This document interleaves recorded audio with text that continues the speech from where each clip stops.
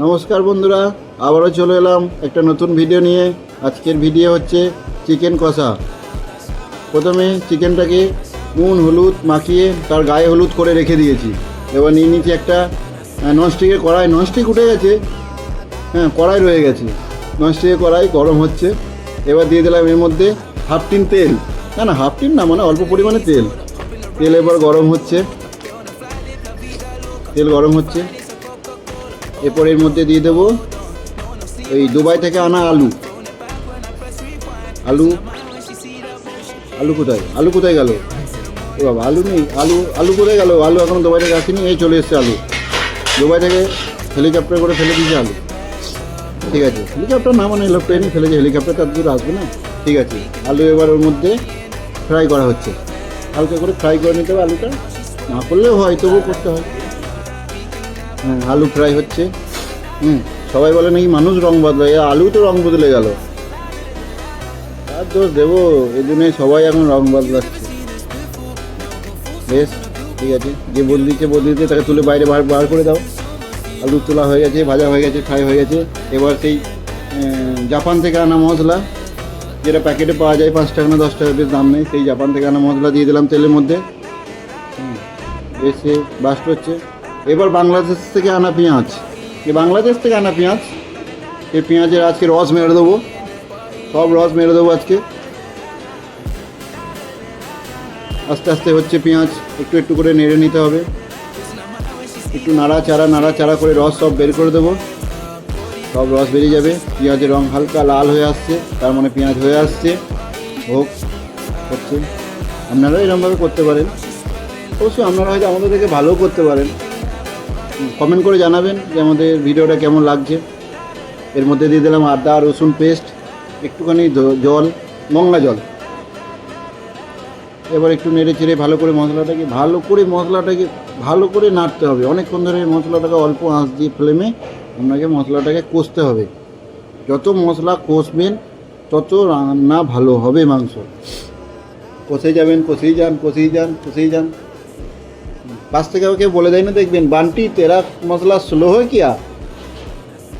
ঠিক আছে, হয়ে গেছে মনে হয় কষা।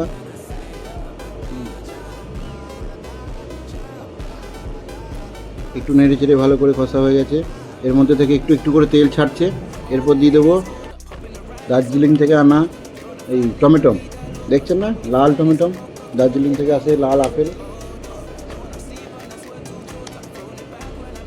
এবার একটু ভালো করে নেড়ে চেড়ে নিয়ে টমেটোগুলো একদম যেন গলে যায়, তার জন্য অল্প একটুখানি নুন দিয়ে দেবেন, তাহলে টমেটোটা তাড়াতাড়ি মানে সেদ্ধ হয়ে যাবে।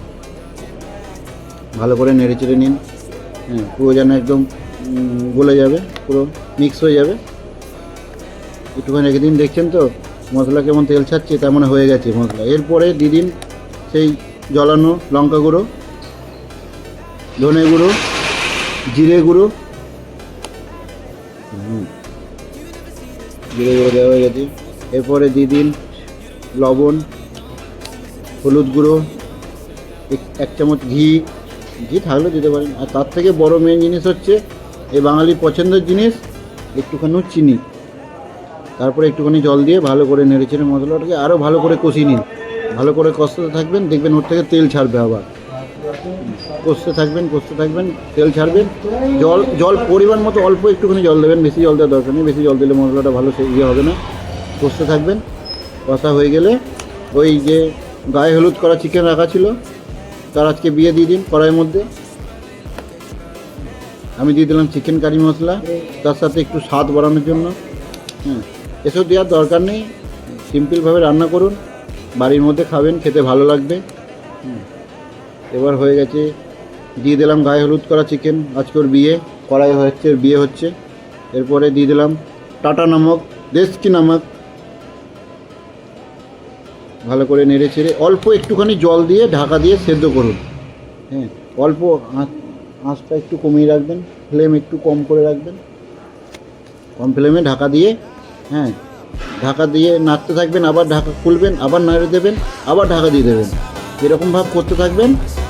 আমি জলটা দিয়ে দিয়েছি কারণ আমাদের তাড়াতাড়ি ছিল বলে, কিন্তু আপনি জল দেবেন না, আপনি ওটা কষতে থাকবেন। ওর কাছ থেকে আবারও তেল ছাড়বে এবং নুন দেওয়ার পরে মাংস থেকে জল বের হবে, ওই জলেতেই মাংসটা সেদ্ধ হয়ে যাবে। তো ঢাকা দিয়ে দেন আর নাড়তে থাকবেন মিনিমাম 15-20 মিনিট এরকমভাবে করতে থাকবেন, তারপরে সেদ্ধ হয়ে যাবে। সেদ্ধ হয়ে যাওয়ার পর তারপরে আপনি যেরকমভাবে গ্রেভি খাবেন না ঝোল খাবেন সেরকমভাবে পরিমাণ মতো জল দিয়ে ঢাকা দিয়ে দেবেন, তারপরে নামিয়ে দেবেন, সেদ্ধ হয়ে যাবে। আমাদের তাড়াতাড়ি ছিল বলে জল দিয়ে তাড়াতাড়ি সেদ্ধ করে নিয়েছি, দেখতেই পাচ্ছেন। তবুও গ্রেভি হয়ে গেছে, মাংস ফুটছে, ভিডিওটা যদি ভালো লেগে থাকে অসাধারণ তাহলে আমাদের লাগছে, চ্যানেলটি জানি না টেস্ট লাইক, কেমন হবে। তারপর দিয়ে দিলাম সেই অশোক পাতা, কমেন্ট করে জানান আমাদের না আমার বলছি না, এবং সবাই চেনে সবাই জানে, শেয়ার করে দেখুন এটা কেমন হয়েছে, সুযোগ করে দিন। দেখি তো জুড়ে জল চলে আসছে।